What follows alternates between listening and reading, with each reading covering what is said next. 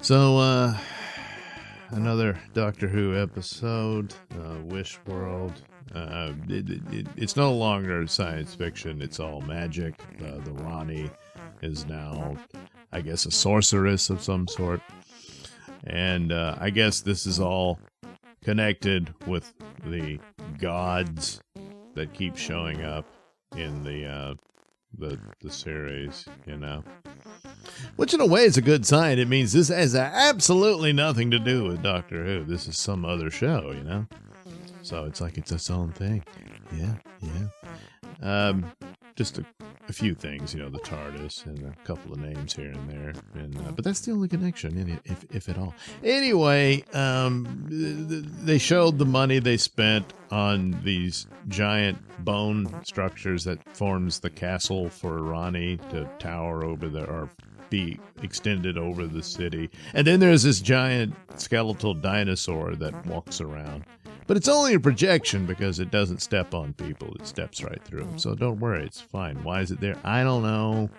They got the dumb guy who's like the token representative of everybody Russell T Davies hates.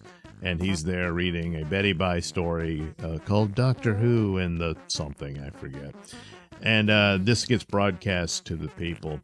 And they all have to live a life accordingly to, I guess, his vision. I don't know. But it opens up. Something's already happened. I don't know. In between episodes, the Doctor and Belinda don't remember who they are. They believe they are a married couple with a daughter living in the house. And, of course, being married with a child and, you know, having gainful employment and all that and supporting his family is the absolute worst hell anyone could be in. Even Belinda has a scene where she realizes something's not right and runs out of, you know, her married home, raising a family, and goes into the woods and screams, you know, because is there anything more awful than a man and woman getting married and having children? Oh my God. The horror. Meanwhile, Ruby is wandering around and seems to understand something's off and runs into the other people that are forgotten. So people that are in wheelchairs, Russell's got a thing for that lately. And, you know, there was a bunch of other people. One looked to be a trans woman, I guess. That sort of thing, you know, just cast aside by this society of people raising children and stuff. And all of that. So I guess that's supposed to be some sort of message of some sort. I don't know. But meanwhile, everything's magic, and the Ronnie is, you know, doing stuff. And you're supposed to believe that this is how the world's supposed to be, but if you have any doubts, you get arrested. So the Doctor starts noticing the beauty of a man, and a co-worker who says, "You're a man, how can you notice if a man's beautiful or not?" So you see that was against the rules too.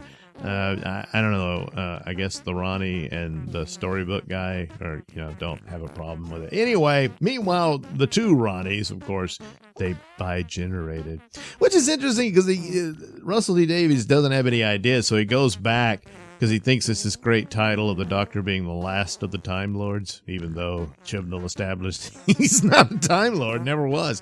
But anyway, well, he isn't. There's another Doctor who's still hanging out at Donna's place, seemingly unconcerned about what's happened to the world, you know. Or maybe he's just caught up in it. I don't know. And then the Ronnie shows up, so clearly not the last of the Time Lords, and she bi-generates. So now there's 4 Time Lords out and about somewhere, you know. Well, anywho will do. Well, no, not really. And slowly but surely the Doctor begins to remembers who the Ronnie is, so they can show some brief snippets from the old show, you know. And then another flash of Susan, I guess, and stuff like that. But, oh boy, it looks bad. He's thrown out of the building. And I don't know. It doesn't matter. It's all magic, so it doesn't really matter at all. But it looks like the two Ronnies aren't getting along because the new Ronnie's in charge, whereas the old one just grumbles and bitches to herself quietly, which is rather strange. Yeah. But then the whole bi-generation thing is stupid. Especially since they just accepted it, you know? I mean, for the Doctor, it was like, what the hell is this? And they could have just, it's a dumb idea all the way around, but could have said this had something to do with the interference of the cosmic powers of the toy maker, you know? No, they didn't do that. It just refuses to explain itself. You know, if you're going to do that and say, oh, this, you know, broke a barrier between the world of magic and the world of Doctor Who, and now these entities come through. The whole idea that Sutekh was part of that was absolutely stupid, because he wasn't. Sutekh and his people were explained in the Pyramid of Mars, you know. Yeah. But nevertheless, the other characters thrown around, you know, that could fit in with this weird magic world stuff. Another thing that helps the Doctor is his old boyfriend Rogue, his boyfriend of 5 minutes, you know, who had to step in and be the hero of that episode because Ruby was going to be killed.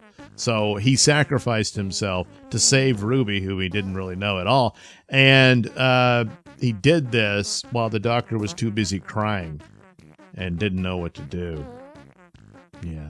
Well, anyway, as a result of that, he's in hell now. Yeah, he's sitting there in the lake of fire, but he managed to get a call through the TV screen, or Skype, or Zoom, rather, I guess. I don't know. To the Doctor, and said, hey, man, this is all fake, and you're the Doctor and stuff, so you got to fix it or whatever. Don't know why he would think the Doctor would do that, because he had to have thought, what a pathetic, whiny, crying little coward, you know? Just because he wanted to bone him is irrelevant. It's just like, holy crap, you know? You were too busy trying to get laid, you didn't notice your friend was about to be trapped into another dimension and stuff. Yeah. Yeah, it's too bad he's gay, because Ruby, should have been the guy for her, you know? But, yeah, he's gay, so that's too bad. Well, whatever, but he's in hell now, apparently. Yeah, but I guess the Doctor will get him out. I don't know. Probably not, though. He'll probably cry about it and not know what to do. But anyway, there you go. You're all caught up with this. Just, I don't know what it is. It's just somebody violating the corpse of Doctor Who that died some time ago. And they keep messing with it. But looks like that's going to come to an end, because ain't nobody wanting to fork over any more money to fund this thing. It doesn't look like it. Unless they just go back to the BBC and it becomes, hey, we're going full avant-garde and we'll just do it on the stage with, you know, garden furniture. And just pretend you can see the TARDIS, you know. Maybe they could try that. That might be something. Yeah.